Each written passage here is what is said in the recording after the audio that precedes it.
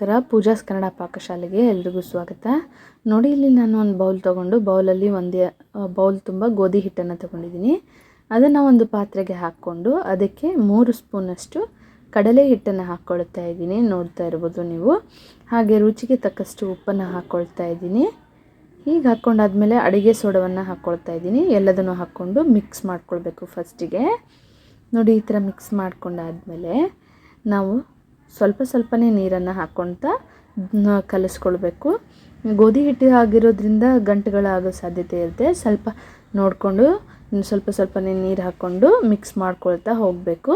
ಈ ದೋಸೆ ತುಂಬಾ ಚೆನ್ನಾಗಿರುತ್ತೆ. ಗೋಧಿ ದೋಸೆ ಜೊತೆಗೆ ಕಾಯಿ ತೊಗೆ ಅನ್ನೋದು ಒಳ್ಳೆ ಕಾಂಬಿನೇಷನ್ನು. ನೀವು ಇದನ್ನು ಒಂದು ಸತಿ ಟ್ರೈ ಮಾಡಿ ನೋಡಿ. ನೋಡಿ, ಈ ಥರ ಸ್ವಲ್ಪನೇ ನೀರು ಹಾಕ್ಕೊಳ್ತಾ ಕಲಿಸ್ಕೊಳ್ತಾ ಬರಬೇಕು. ಈ ರೀತಿಯಾಗಿ ನಾವು ಎಲ್ಲ ದೋಸೆ ಹಿಟ್ಟು ಮಾಡ್ತೀವಲ್ಲ, ಆ ಹದಕ್ಕೆ ಬರೋವರೆಗೂ ನೀಟಾಗಿ ಕಲಿಸ್ಕೊಳ್ಬೇಕು. ನೋಡಿ, ಇವಾಗ ಈ ರೀತಿಯಾಗಿ ದೋಸೆ ಹಿಟ್ಟಿನ ಹದಕ್ಕೆ ಬಂದಿದೆ. ಇವಾಗ ಈ ರೀತಿ ಆದಮೇಲೆ ಇದನ್ನು ಒಂದು 10 ನಿಮಿಷ ಹಾಗೆ ತಟ್ಟೆ ಮುಚ್ಚಿ ಇಟ್ಬಿಡೋಣ. ಇದಕ್ಕೆ ಕಾಂಬಿನೇಷನ್ ಆಗಿ ಕಾಯಿ ತೊಗೆಯನ್ನು ಯಾವ ರೀತಿಯಾಗಿ ಮಾಡೋದು ಅಂತ ಹೇಳಿ ನೋಡ್ಕೊಳ್ಳೋಣ ಬನ್ನಿ. ಒಂದು ಕುಕ್ಕರ್ ಇಟ್ಬಿಟ್ಟು ಅದರಲ್ಲಿ 2 ಗ್ಲಾಸಷ್ಟು ನಾನು ನೀರನ್ನು ಹಾಕ್ಕೊಳ್ತಾ ಇದ್ದೀನಿ. 2 ಗ್ಲಾಸ್ ನೀರು ಹಾಕ್ಕೊಂಡಾದ್ಮೇಲೆ 1/4 ಅರ್ಧದಷ್ಟು ಬೆಲ್ಲವನ್ನು ಹಾಕ್ಕೊಳ್ತಾ ಇದ್ದೀನಿ.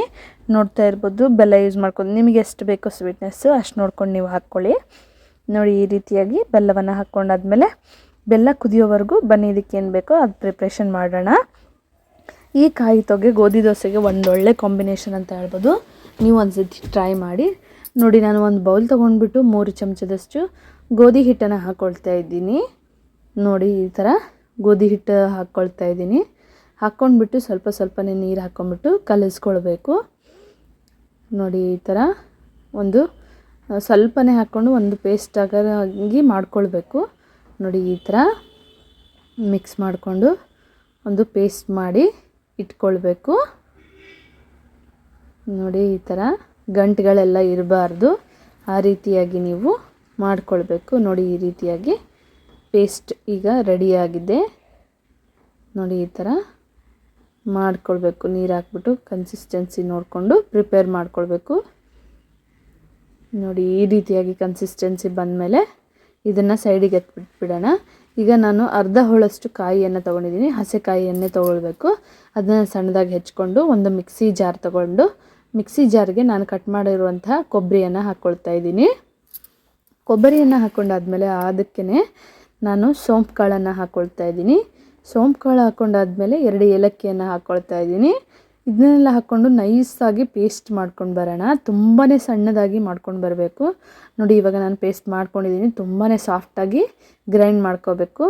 ಈಗ ನೋಡಿ, ನೀರು ನಮ್ಮದು ಬೆಲ್ಲದ ನೀರು ಕುದೀತಾ ಇದೆ. ಇದಕ್ಕೆ ನಾವು ಗೋಧಿ ಹಿಟ್ಟಿನ ಮಿಕ್ಸರ್ ಏನು ರೆಡಿ ಮಾಡಿದ್ವಲ್ಲ ಅದನ್ನು ಹಾಕ್ಕೊಳ್ಬೇಕು. ನೀವು ಗೋಧಿ ಹಿಟ್ಟಿನ ಮಿಕ್ಸರ್ ಹಾಕಬೇಕಾದ್ರೆ ಚಮಚದಿಂದ ನೀರನ್ನು ಆಡಿಸ್ತಾನೆ ಹಾಕ್ಕೊಳ್ಬೇಕು, ಇಲ್ಲಾಂದರೆ ಗಂಟುಗಳಾಗೋ ಸಾಧ್ಯತೆ ಇರುತ್ತೆ. ಹಾಗಾಗಿ ನೋಡಿ, ಈ ರೀತಿಯಾಗಿ ಹಾಕ್ಕೊಳ್ಬೇಕು. ನೀಟಾಗಿ ಕಲಿಸ್ಕೊಂಡು ಕುದಿ ಬರಬೇಕು. ಅದೆಲ್ಲ ಕುದಿಯೋವರೆಗೂ ನಾವು ಬಿಡಬೇಕು. ನೋಡಿ, ಈ ಥರ ಕುದಿಬೇಕು. ಈ ರೀತಿಯಾಗಿ ಕುದಿ ಬರಬೇಕು. ಯಾಕಂದರೆ ಹಿಟ್ಟು ಹಾಕಿರೋದ್ರಿಂದ ನೀಟಾಗಿ ಬೇಯಬೇಕದು. ನೋಡಿ, ಈ ಥರ ಆಡಿಸ್ತಾನೆ ಇರಬೇಕು, ಇಲ್ಲಾಂದರೆ ತಳ ಕಚ್ಕೊಳ್ಳೋ ಸಾಧ್ಯತೆ ಇರುತ್ತೆ. ನೋಡಿ, ಇವಾಗ ಹೀಗೆ ಕುದೀತಾ ಇದೆ. ಈ ಟೈಮಲ್ಲಿ ನಾವು ಕೊಬ್ಬರಿಯನ್ನು ಗ್ರೈಂಡ್ ಮಾಡ್ಕೊಂಡಿದ್ವಲ್ಲ ಅದನ್ನು ನಾವು ಇದಕ್ಕೆ ಹಾಕ್ಕೊಳ್ತಾ ಇದ್ದೀನಿ. ಈ ರೀತಿಯಾಗಿ ಹಾಕ್ಕೊಂಡು ಮಿಕ್ಸ್ ಮಾಡ್ಕೊಳ್ಬೇಕು. ನೀವು ಗೋಧಿ ದೋಸೆ ಮಾಡಿದಾಗೆಲ್ಲ ನಮ್ಮ ಮನೇಲಿ ನಾವು ಚಟ್ನಿ ಎಲ್ಲ ಮಾಡೋದಿಲ್ಲ. ಚಟ್ನಿಗಿಂತ ಈ ಕಾಯಿ ತೊಗೆ ತುಂಬಾ ಪರ್ಫೆಕ್ಟ್ ಆದ ಕಾಂಬಿನೇಷನ್ ಅಂತ ಹೇಳ್ಬೋದು. ಈಗೆಲ್ಲ ಮಳೆಗಾಲದಲ್ಲಿ ಇದೊಂದು ಸತಿ ಟ್ರೈ ಮಾಡಿ ನೋಡಿ. ತುಂಬಾ ಪರ್ಫೆಕ್ಟಾಗಿ ಬರುತ್ತೆ. ಮಕ್ಕಳು ದೊಡ್ಡವರು ಎಲ್ಲರೂ ಕೂಡ ತುಂಬಾ ಇಷ್ಟಪಡುವಂಥ ರೆಸಿಪಿ ಅಂತ ಹೇಳ್ಬೋದು.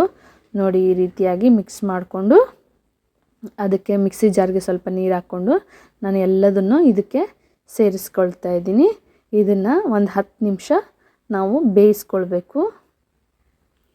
ನೋಡಿ, ಈ ರೀತಿಯಾಗಿ ಮಿಕ್ಸ್ ಮಾಡ್ಕೊಳ್ತಾ ಕುದಿಸ್ಕೊಳ್ಬೇಕು. ನೋಡಿ, ಇವಾಗ ಕುದೀತಾ ಇದೆ. ಇದು ಈ ರೀತಿಯಾಗಿ ಕುದೀತಾ ಇರುವಾಗ ಇದು ರೆಡಿಯಾಗಿದೆ ಅಂತ ಹೇಳ್ಬಿಟ್ಟು ಇವಾಗ ಕಾಯಿ ತೊಗೆ ರೆಡಿಯಾಗಿದೆ. ಇದನ್ನು ನಾವು ಗೋಧಿ ದೋಸೆಗೆ ಕಾಂಬಿನೇಷನ್ ಆಗಿ ತಿಂದರೆ ತುಂಬಾ ಚೆನ್ನಾಗಿರುತ್ತೆ. ನೀವು ಒಂದು ಸತಿ ಟ್ರೈ ಮಾಡಿ. ತುಂಬಾ ಸಖತ್ತಾಗಿ ಬರುತ್ತೆ ಅಂತ ಹೇಳ್ಬೋದು.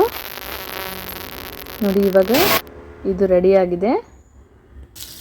ಹಂಚು ಬಿಸಿ ಆದಮೇಲೆ ನಾವು ಗೋಧಿ ಹಿಟ್ಟನ್ನು ಏನು ರೆಡಿ ಮಾಡ್ಕೊಂಡಿದ್ವಲ್ಲ ನೋಡಿ ಈ ಥರ ಚಮಚದ ಸಹಾಯದಿಂದ ಹಾಕಿಬಿಟ್ಟು ಈ ಥರ ಆಡಿಸ್ಕೊಳ್ಬೇಕು. ಈ ಥರ ಹಾಕಿ ನಿಧಾನವಾಗಿ ರೌಂಡಾಗಿ ತಿರುಗಿಸಿದಾಗ ಎಷ್ಟು ಚೆನ್ನಾಗಿ ಪರ್ಫೆಕ್ಟಾಗಿ ದೋಸೆ ಆಗ್ತಿದೆ ಅಂತ ಹೇಳಿ ನೋಡ್ಬೋದು.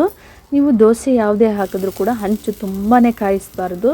ಒಂದು ಮೀಡಿಯಮ್ ಕಾದ್ಮೇಲೆ ನೀರಿನಿಂದ ಇದು ಮಾಡಿಬಿಟ್ಟು ಮೀಡಿಯಮ್ ಫ್ಲೇಮಲ್ಲಿ ಇಟ್ಕೊಂಡು ಆಮೇಲೆ ದೋಸೆಯನ್ನು ಹಾಕ್ಕೊಳ್ಬೇಕು.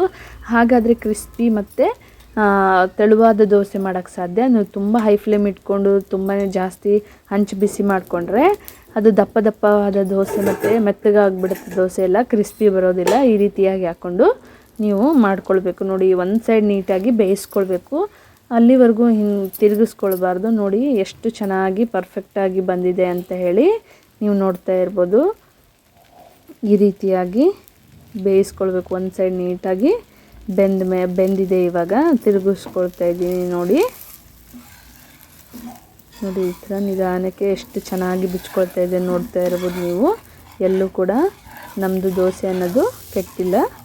ಈಗ ನೋಡಿ ಎಷ್ಟು ಕಲರ್ಫುಲ್ಲಾಗಿ ಎಷ್ಟು ಚೆನ್ನಾಗಿ ಬಂದಿದೆ ಅಂತ ಹೇಳಿ ನೀವು ನೋಡ್ಬೋದು. ಈ ರೀತಿಯಾಗಿ ಮಾಡಿಕೊಂಡು ಯಾವ ರೀತಿಯಾಗಿ ಬಂತು ಅಂತ ಹೇಳಿ ನನಗೆ ತಿಳಿಸಿ. Thank you.